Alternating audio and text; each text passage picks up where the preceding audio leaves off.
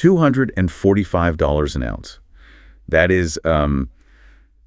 is the amount of capital that just completely evaporated from the gold market in a matter of days this week. Yeah, it was an incredibly violent move. I mean, historically violent. Right, a proper historic sell-off. And it shattered that $4,000 psychological floor for the first time since, what, late 2025? Exactly. Late 2025 was the last time we saw levels like this. Look, if you're managing your own portfolio or, even just tracking the broader economic indicators, that kind of volatility demands immediate attention. It absolutely does, because when a foundational asset like gold experiences a sudden failure of support like that, it sends this huge ripple effect across the entire financial ecosystem. Yeah, you can't just ignore it. Welcome to the deep dive. Right off the bat, please make sure to like this video, subscribe to the channel, and drop a comment down below. It really helps us out. Yeah, it makes a huge difference for the show. It does. Today, you are getting a shortcut to understanding one of the most violent, really whiplash-inducing weeks in recent memory for precious metals. We are looking at a huge stack of global market analysis and forecast reports from late June 2026. And it is a dense stack of data. I mean, there is a lot to unpack here. Spot on. Our mission today is to decode the absolute chaos of the markets between June 22nd and 27th, extract the underlying mechanics of what actually broke the market, and then use that data to forecast the week ahead from June 29th through July 4th. Right, because we need to know what's coming. Exactly. And to help break all of this down into practical, everyday terms, we have our guest here, senior market analyst Dr. Khalid Al-Nuaimi. So let's just survey the wreckage, because the numbers here are staggering. They really are. I mean, the data we are looking at from this past week, it forces a complete reevaluation of the market's current architecture. Yeah. We saw this really catastrophic breakdown of key support levels that just caught an enormous amount of institutional capital completely off guard. Okay, let's unpack this. Gold had a massive volatility swing of $245 per ounce. It started the week casually floating around $4,180 to $4,210. Then, the floor completely fell out. Just dropped entirely. It plunged to a multi-month low of $3,965 before violently clawing its way back up to close the week at $4,088. So overall, still down about $100 for the week. Right. And silver took an even heavier beating. It lost about $11 per ounce to hit $56 before finally closing at $59.19. Which is a huge percentage drop for silver. It is. The severity of that silver drop indicates that this wasn't just a localized pullback in gold. This was a systematic liquidation across the entire precious metals complex. So I look at gold dropping below that $4,000 mark, and I have to question the mechanics behind it. Is $4,000 just a nice round number that human traders like to look at on a screen? Or does crossing that specific threshold actually trigger real structural panic in the market? Well, in modern finance, human psychology really dictates the market mechanics. The $4,000 mark wasn't just a psychological milestone, right? It was the structural foundation for thousands of algorithmic trading models. Ah, so it's the machines. Exactly. Algorithmic models and hedge fund risk parameters. When the price hovered above 4,000, those algorithms held steady. But the moment the price crossed 3,999, it tripped the wire on an absolute avalanche of stop-loss orders. Meaning automated instructions to sell immediately to cap their losses? Precisely. And when you have massive funds automatically dumping their positions at the exact same millisecond, it creates a liquidity vacuum. So there's nobody left to buy it. Right. The sheer volume of selling drives the price down even further, which then triggers the next tier of stop losses set at, say, 3,980 and then 3,970. It becomes a mechanical cascade. Wow. Add in the funds that were already looking to restructure their portfolios after a pretty hot start to the year, and you get that brutal plunge down to $3,965. It wasn't necessarily human panic. It was automated, algorithmic capitulation. So the heavyweight champ didn't just slip. He walked right into a coordinated, automated combination of punches. That's a great way to put it. But, those algorithms only sell when the price starts dropping in the first place. What fundamental macroeconomic forces were strong enough to initiate that drop and push gold to the edge of the cliff? Well, the reports outline three distinct converging macroeconomic pressures. First, we had a severely hawkish tone from the U.S. Federal Reserve. Right. Officials made it abundantly clear that inflation is still entirely too sticky. And that forced the markets to rapidly price in higher for longer interest rates, potentially even another rate hike before the end of 2026. And usually when the Fed gets aggressive, the dollar follows suit. It did, yeah. The U.S. dollar index surged to a one-year high, crossing over 101 points. And simultaneously, U.S. Treasury yields spike aggressively. They pushed well over 4.4% and even touched 4.5% midweek. Before settling back down a bit. Yeah, settling at 4.37. But the damage was done. I look at this dynamic like a massive financial seesaw. On one side, you have gold, which just sits there looking pretty. It has historical value, it's a proven store of wealth, but it pays zero interest. Exactly, zero yield. Right. On the other side of the seesaw, you have the U.S. dollar and Treasury bonds. Because of the Fed's posturing, those bonds are suddenly handing out great guaranteed returns of 4.5%. So what does this all mean for you as an investor? Why hold a shiny rock when cash is suddenly king again? What's fascinating here is that you're describing the fundamental mechanism of opportunity cost.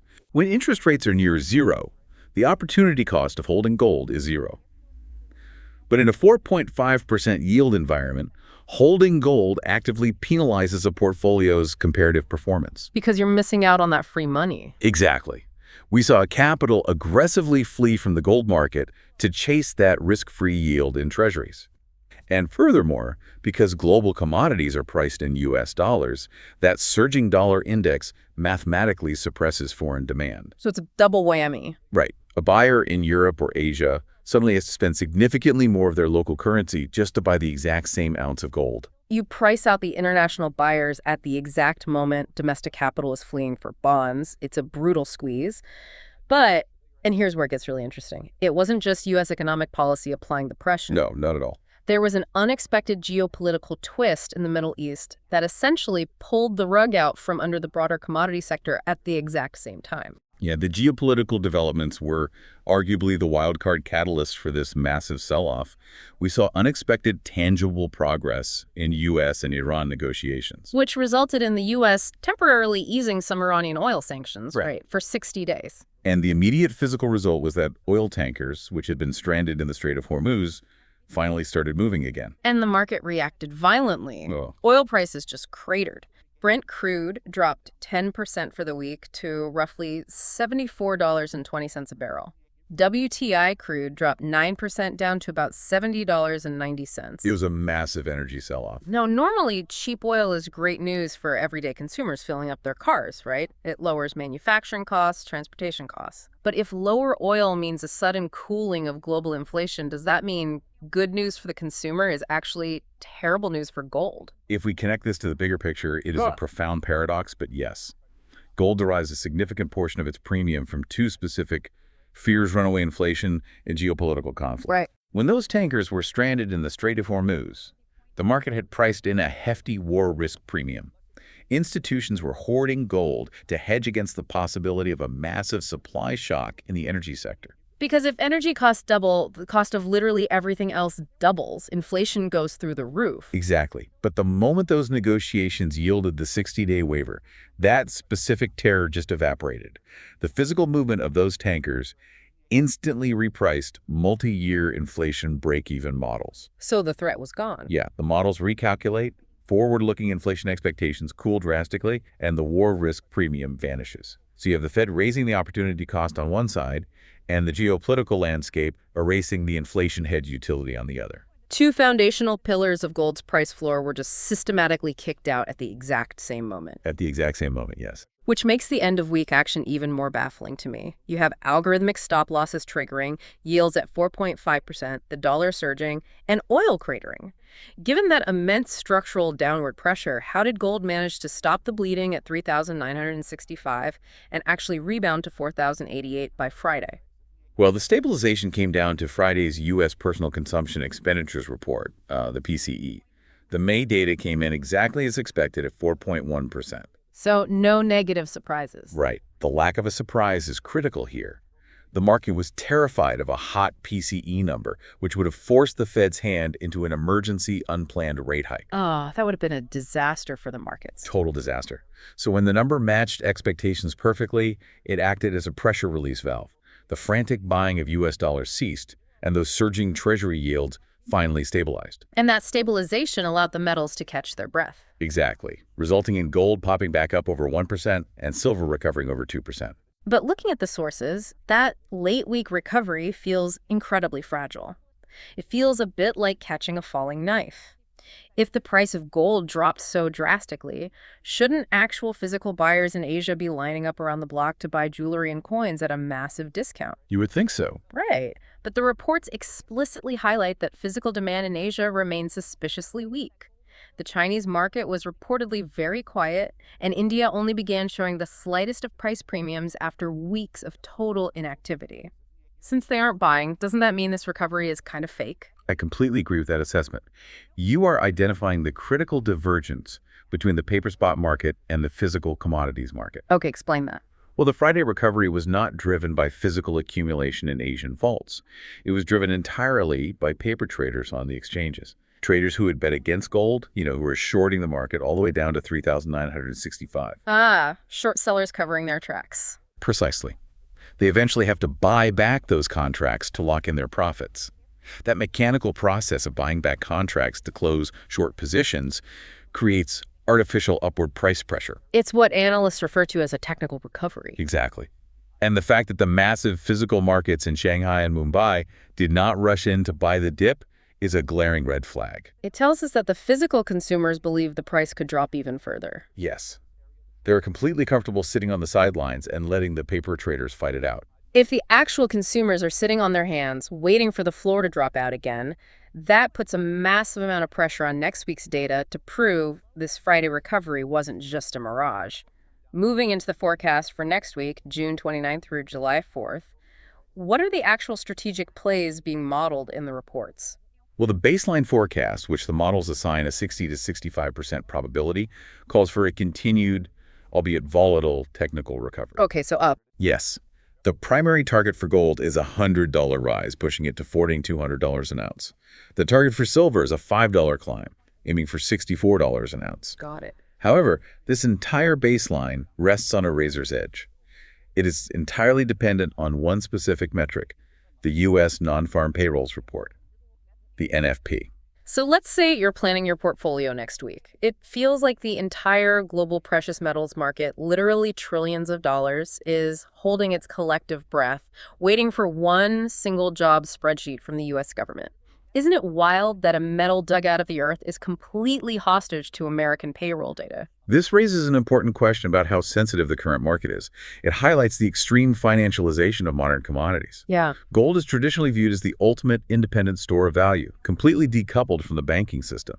Yet its week-to-week valuation is intimately tethered to U.S. labor data. The reason the NFP is the linchpin next week is because the Fed has made it abundantly clear they are entirely data-dependent right now. The sources outline two alternate scenarios based entirely on what that spreadsheet reveals. The bull case, sitting at a 20 to 25% probability, assumes the jobs data comes in surprisingly weak. Right. If the labor market is cooling, wage push inflation cools with it, which gives the Fed the economic cover they need to finally consider cutting rates. Under that scenario, the models project gold shooting past the baseline up to 4,220 or even 4,250. But the bear case is just as structurally sound. Yeah. There's a 15 to 20% probability that the jobs data comes in too strong. If the U.S. is adding too many jobs, wages stay high, service sector inflation stays sticky, and the Fed has to keep rates punishingly high. And if that happens, the reports warn gold could crash right back down to retest that $4,000 floor. Or even plunge all the way to 3,950. Exactly. And if it breaks that 3,960 support line, the analysts confirm a long-term macro downtrend is officially in play. Because of that extreme binary risk, market sensitivity is at an absolute peak. It's basically a coin flip right now. It is. Anyone managing capital next week cannot afford to blindly trust the momentum of this Friday bounce. It is not a confirmed sustainable bull run yet. It is a highly conditional recovery. The smartest capital will be aggressively monitoring ETF cash flows. Exchange-traded funds. Why are ETF flows the canary in the coal mine here, rather than just watching the spot price on a ticker? Because spot prices can be heavily manipulated by short-term paper trading, just as we saw with the Friday bounce.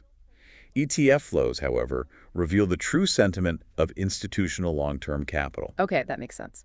If the spot price of gold is rising next week, but major gold ETFs are still experiencing massive capital outflows, it means institutional funds are using the price bump as an exit liquidity event. They are selling into the rally to get out. Exactly. You need to see sustained ETF inflows to confirm that institutional money is actually returning to the table and establishing a new fundamental floor. Without that backing, a single hot NFP number will send the market tumbling right back down. Wow. So, synthesizing all of this, the metals took a historic beating this past week. The market absorbed a devastating combination of algorithmic sell-offs triggered by 4.5% treasury yields, a surging dollar, and the total evaporation of the geopolitical war risk premium in the oil markets. A perfect storm. Truly. And while the Friday PCE data offered a brief reprieve, this current upward bounce is purely structural paper trading. It is completely devoid of physical demand from the Asian markets. Which is the most important takeaway. Right. So everything for the week of June 29th hinges on whether the U.S. job market shows enough weakness to force the Fed to back down. If it does, gold has room to run. If the labor market stays hot, the floor could easily fall out again. It requires immense discipline from anyone participating in this market right now. Mistaking a temporary mechanical short covering rally for a genuine macroeconomic shift is exactly how capital gets trapped. Absolutely. Well, I want to leave you with a final thought to mull over as you watch those NFP numbers drop next week. Hidden beneath all this weekly volatility, beneath the algorithmic stop losses, the paper trading panic, and the endless debates over Fed policy, the sources note a profound underlying current. Yeah, this is the really fascinating part. Global central banks are continuing their aggressive, long-term accumulation of physical gold. If retail investors and massive hedge funds are sweating week to week, entirely beholden to a single U.S. payroll spreadsheet, while central banks are quietly playing a years-long game of physical accumulation regardless of the price action. Yeah. You have to ask yourself who is actually operating on the right side of history when it comes to the true value of these assets. When the volatility finally breaks and the dust settles, whose time horizon is going to win the fight? A very important question. It really is. Thank you for joining us on this deep dive. Keep your eyes on the data, separate the noise from the mechanics. And before you go, please remember to like the video, subscribe to the channel, and let us know your thoughts in the comments. We'll see you next time.